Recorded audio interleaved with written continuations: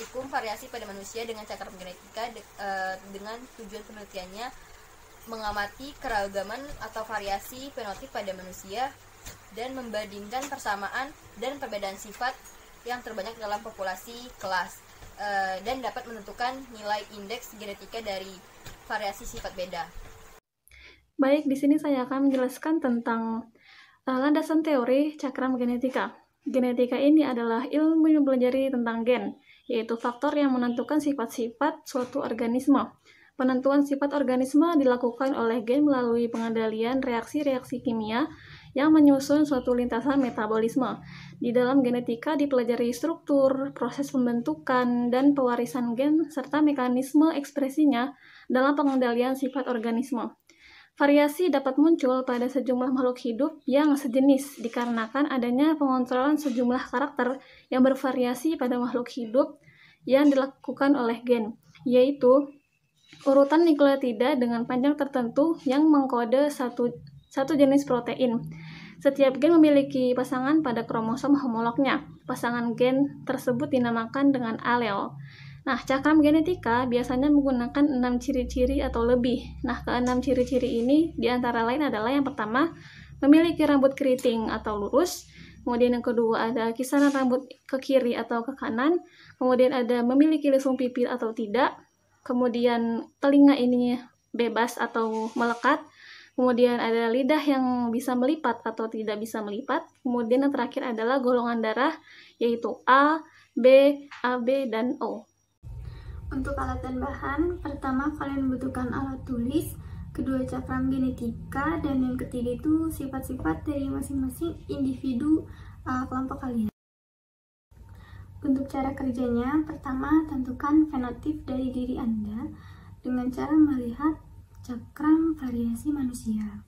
Kedua, karakter pertama dimulai dari pusat atau lingkaran tengah dengan mengamati fenotip rambut. Setelah itu, pengamatan bergerak ke lingkaran kedua pada cakram dengan mengamati arah kisaran rambut. Demikian selanjutnya sampai pada pengamatan karakter pada lingkaran terluar. Tentukan indeks angka yang Anda dapatkan untuk diri Anda. Dan terakhir, buatlah hasil tabel secara kelompok dan secara populasi kelas Anda. Selanjutnya, saya akan menjelaskan bagaimana cara membaca cakram genetika. Cakram genetika ini berisikan fenotip atau sifat yang nampak pada individu dan juga nomor indeks genetika. Sifat yang nampak pada diri saya sendiri itu yang pertama, rambut saya lurus dengan kisaran rambut ke kanan, tidak memiliki lesung pipi, kuping bebas, dapat melipat lidah, dan yang terakhir itu golongan darah saya O resus positif.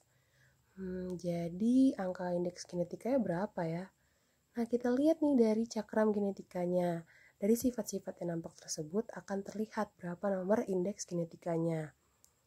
Nah, kalau udah dilihat dari gambar ini, angka indeks genetika saya itu 100.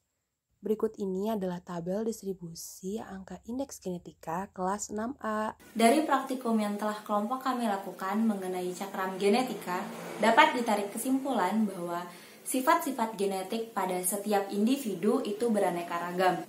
Semakin banyak indeks yang dihasilkan, maka akan semakin banyak pula variasi yang akan dihasilkan. Begitu juga dengan sebaliknya, semakin sedikit indeks yang dihasilkan, maka akan semakin banyak pula kemiripan yang akan dihasilkan.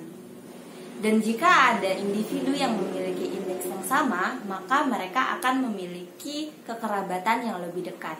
Terima kasih karena sudah menonton video kami. Semoga apa yang kami sampaikan dapat membantu kalian dalam menentukan cakram genetika dan bisa bermanfaat bagi kita semua.